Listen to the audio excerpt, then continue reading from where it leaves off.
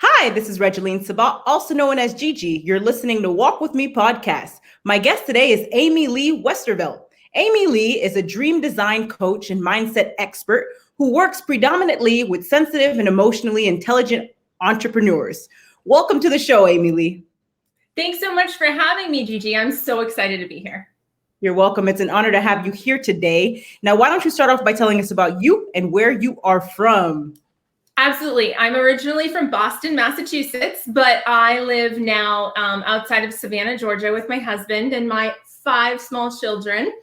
We live in a beautiful house with 2 acres and I absolutely love it here.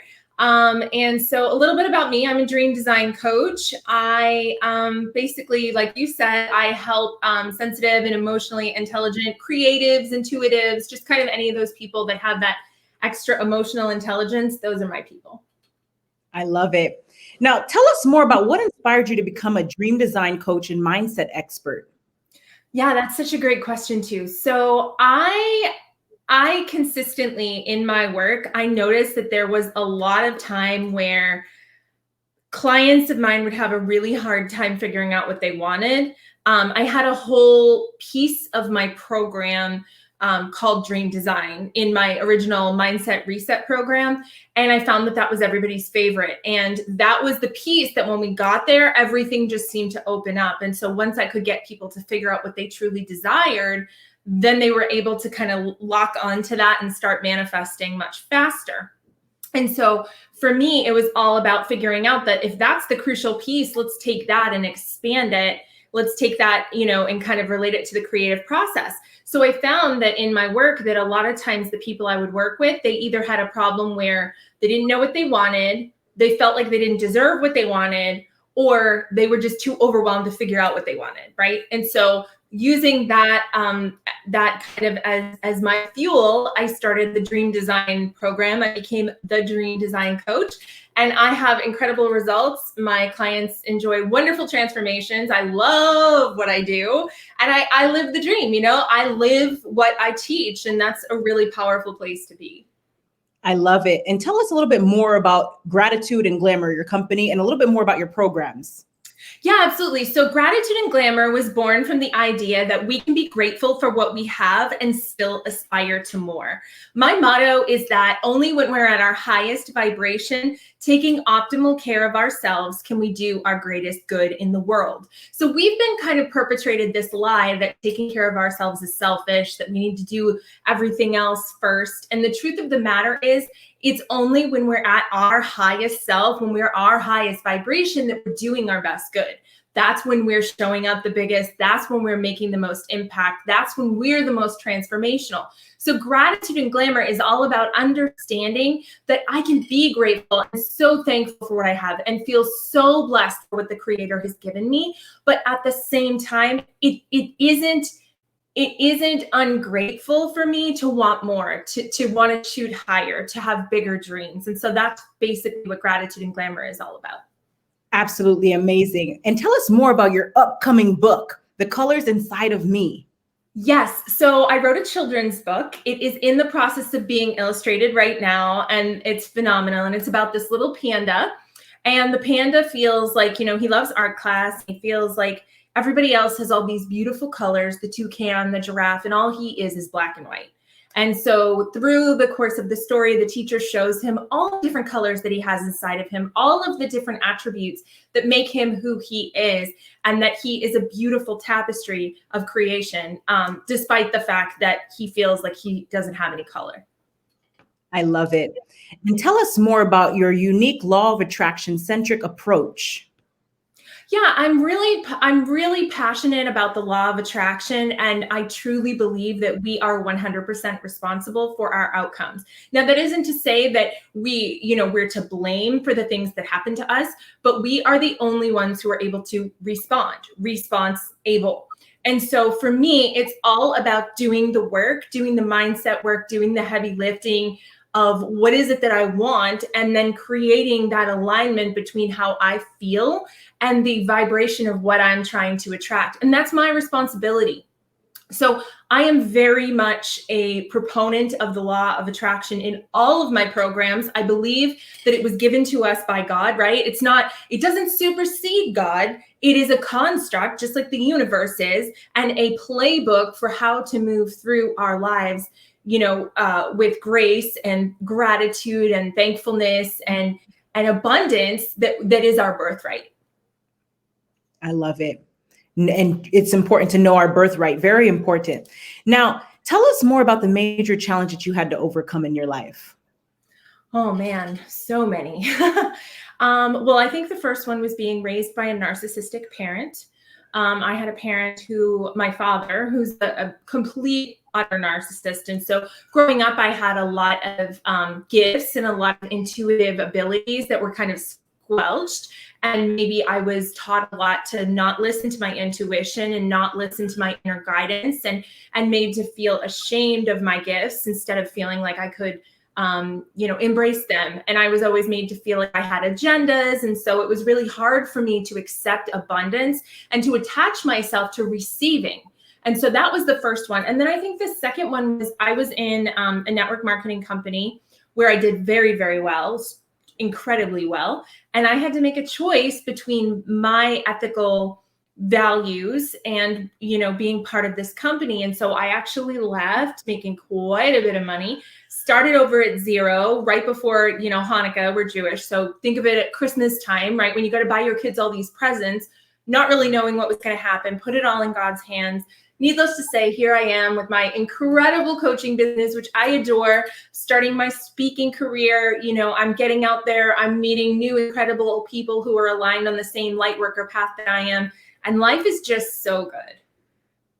I love it. Now, you mentioned having to deal with a narcissistic parent.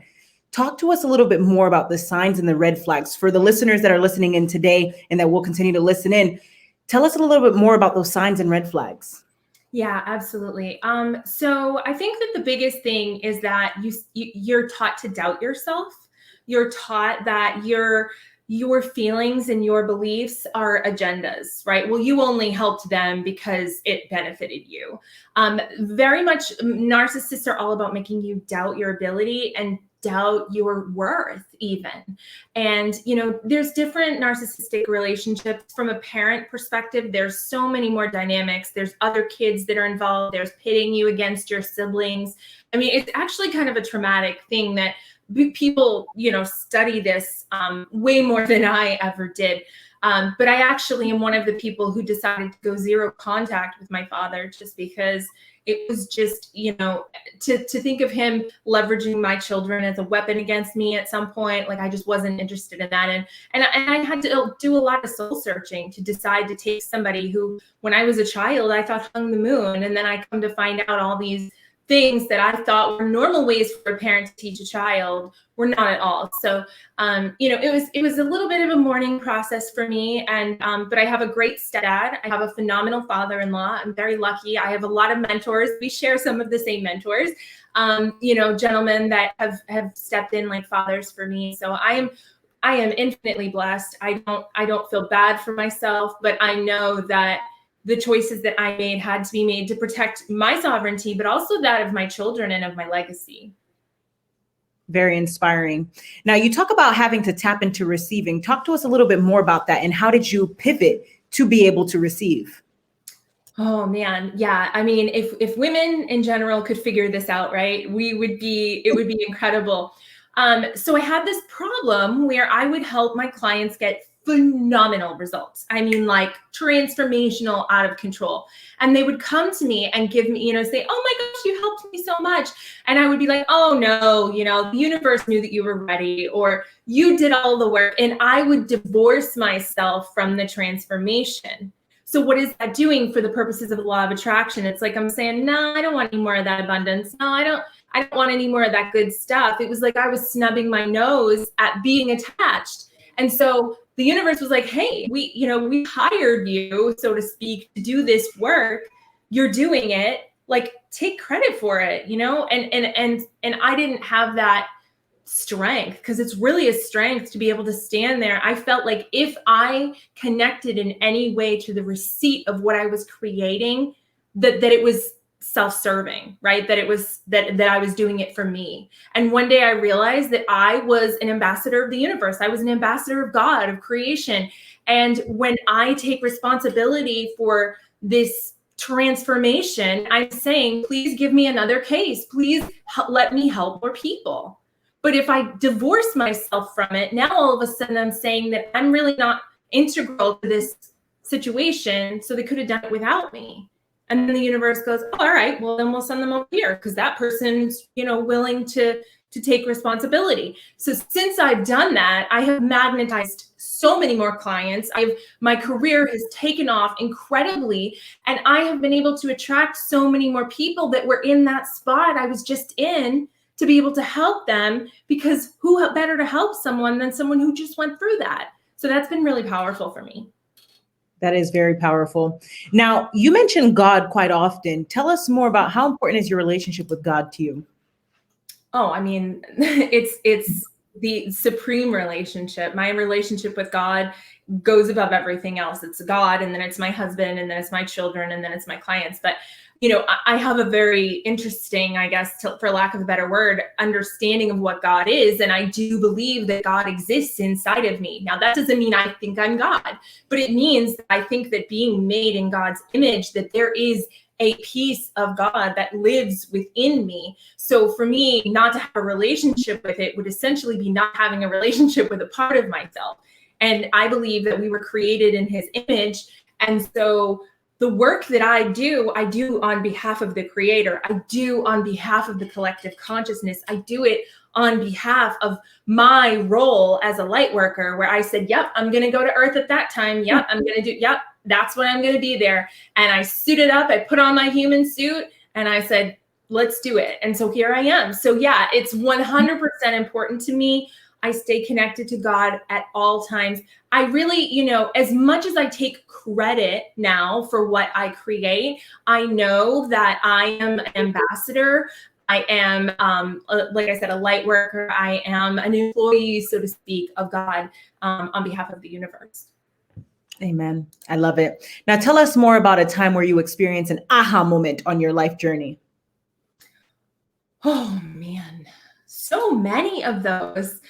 I think the biggest one was back when we lived in Alaska, and I was just starting out with my, life coaching kind of path.